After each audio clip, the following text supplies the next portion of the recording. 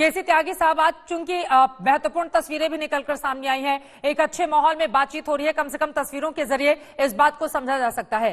क्या उम्मीद इस बात की जा सकती है कि हठयोग दोनों ही पक्षों की ओर से खत्म होगा, बीच का कोई फॉर्मूला निकलेगा और किसान ये जो आंदोलन कर रहे हैं बीते 35 दिनों से वो खत्म हो जाए? इस दिशा में बढ़ती हुई सरकार नजर आ रही है क्या?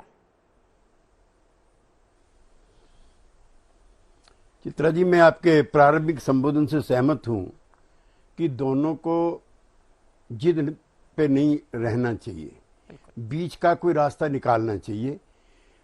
30 दिन से ज्यादा दिन हो गए हैं।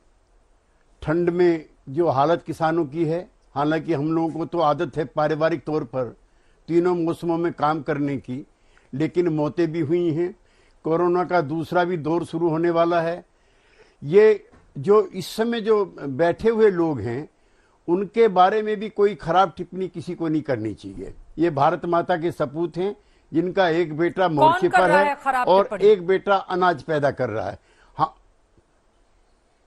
चारों तरफ से खराब टिप्पणियां होती हैं किसानों के बारे में जो बैठे हैं धरने पे।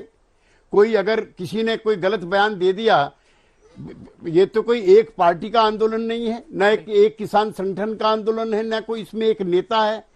अब से पहले जो आंदोलन होते थे, हम भी कई आंदोलन के हिस्से रहे हैं, उसकी एक सर्टेन पॉलिटिकल फिलोसफी होती थी। कोई नेता होता था, उसके कहने पे सारे निर्णय होते थे। यहाँ तो 40 संगठन है। इसलिए तो वार्ता का माहौल सौहार्दपूर्ण बनाने के लिए आवश्यक है कि ना नरेंद्र मोदी जी के बारे में कोई व्यक्तिगत टिप्पणी की जाए और जो बैठे धरने पे ना उनके चरित्र के और उनके कार्यक्रमों के बारे में की जाए। मुझे प्रसन्नता है कि आज वार्ता हो रही है। और ये जो कंफ्यूजन बने हुए हैं चित्रा जी, एमएसपी ना पहले कानून थी ना आज कानून है। 2013 में अभी हमारी बहन बता रही थी कि इन्होंने खाद्य सुरक्षा कानून कायम किया, बहुत अच्छा किया। उसमें एमएसपी क्यों नहीं जोड़ी?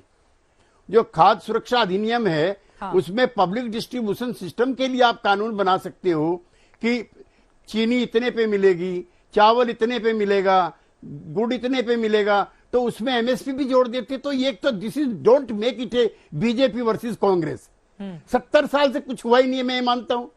आज समय था हम और बड़े सवालों पर बहस करते।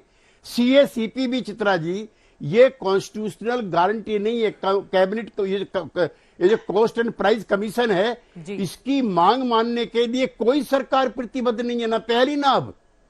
तो खाली आपको दोष दे, पहले का सब अच्छा था, ऐसा भी नहीं है। सरकार ने किसी ने भी एमएसपी को एक कानूनी दर्जा देने का प्रयास नहीं किया, नंबर 1। नंबर 2, मैं संक्षेप करना चाहता हूं। मंडी में किसान गाड़ी घुसते ही लुटता। मैं अपने पिताजी के साथ मंडी गया हूं, इसलिए मैं अथॉरिटी के साथ किसी से भी बहस करने को तैयार हूं। दर्जनों तरह के कर हैं।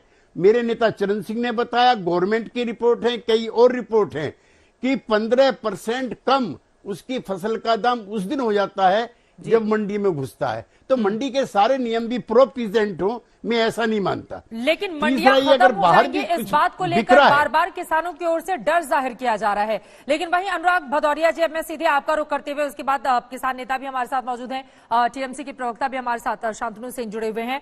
अनुराग भदौरिया जी, महत्वपूर्ण ये हो जाता है ना, देखिए एमएसपी को लेकर जो बात बार बार सरकार की ओर से कही जा रही है कि एमएसपी की कानूनी गारंटी देने की बजाय आप जो कह रहे हैं लिखित में आश्वासन पहले भी सरकार की ओर से दिया जा चुका है। विपक्ष चूंकि आग में घी डालकर अपनी राजनीतिक रोटी सेकने की कोशिश तो नहीं कर रहा है इस पूरे मामले में, क्योंकि आज की तस्वीरें बहुत कुछ बयां करती हैं कि सरकार और किसानों के बीच में आपस में एक अच्छे माहौल में बातचीत आगे बढ़ रही है। तो ये किसानों को, हमारे जो किसान भाई, उनको धन्यवाद दीजिए, सरकार को नहीं। सरकार किसानों के पास नहीं गई थी, किसान सरकार के पास आए थे, तो किसानों ने गले लगाया, किसानों ने सेल्फी लिए, मंत्री ने नहीं। मंत्री तो सेल्फी ले ही नहीं रहे थे, किसान ले रहा था, क्योंकि हिंदुस्तानी है ना, हिंदुस्तानी को प्यार करता है। ये सरकार कहाँ समझती है भारतीय जनता पार्टी, इनके अंदर दिल कहाँ है, ये समझते नहीं मोहब्बत क्या होती है आपसी। और हमारे सम्मानित केसी त्यागी जी ने कितनी अच्छी बात कही, उन्होंने बिना नाम लिए बता दिया कौन है। किसानों को कह रहा था खालिस्तान पाकिस्तान, कौन उनके बारे में अपशब्द बोल रहा था, ये बताने की जरूरत नहीं है। किसने कहा कि वो वहाँ पे उनके पास वहाँ पे बड़ी बड़ी गाड़ियां हैं, वो तो डिस्क देख रहे हैं, वो वहाँ पे खाना खा रहे हैं, बढ़िया खाना मिल रहा है। शर्म नहीं आती ऐसी बात करते हो भारतीय जनता पार्टी के नेताओं को? किसान को क्या गरीब रखना चाहते हो? कहते हैं आप नहीं चाहते किसान के पास गाड़ी हो? वहाँ 40 से ज्यादा किसानों की मौत हो गई, क्या किसान वहाँ मौत पे आए हैं? क्या मौत के वहाँ पे क्या मौत को गले लगाने आए हैं क्या? आप चाहते हो किसान गरीब रहे, फटा रहे, नौचा रहे, तभी आप कहोगे कि यार ये कपड़े से किसान नहीं लगता। शर्म नहीं आती? ऐसे आदमी को हिंदुस्तान में रहने की जगह नहीं होनी चाहिए जो आदमी कहता हो कि ये शक्ल से किसान नहीं लगता। मतलब आप किसान को गरीब गुरबा रखना चाहते हो कि उसका किसान का बच्चा विदेश में नहीं पढ़ सकता, उसकी बेटी विदेश में नहीं पढ़ सकती, इस लायक उसको नहीं बनाना चाहते। इस लायक अगर है तो आप उस पर उंगली उठाओगे। आप शर्म आती है भारतीय जनता पार्टी पे कि ये लोग किसानों के अगेंस्ट में होते हैं। देखिए, किसान जब धरने पे बैठा अपनी मांग को लेकर लोकतांत्रिक तरीके से, तो किसान को गालियां दे रहे हैं। इसी तरह आपने देखा होगा जब जो भी व्यक्ति बेरोजगार धरने पे बैठता है तो उनको गालियां देते हैं।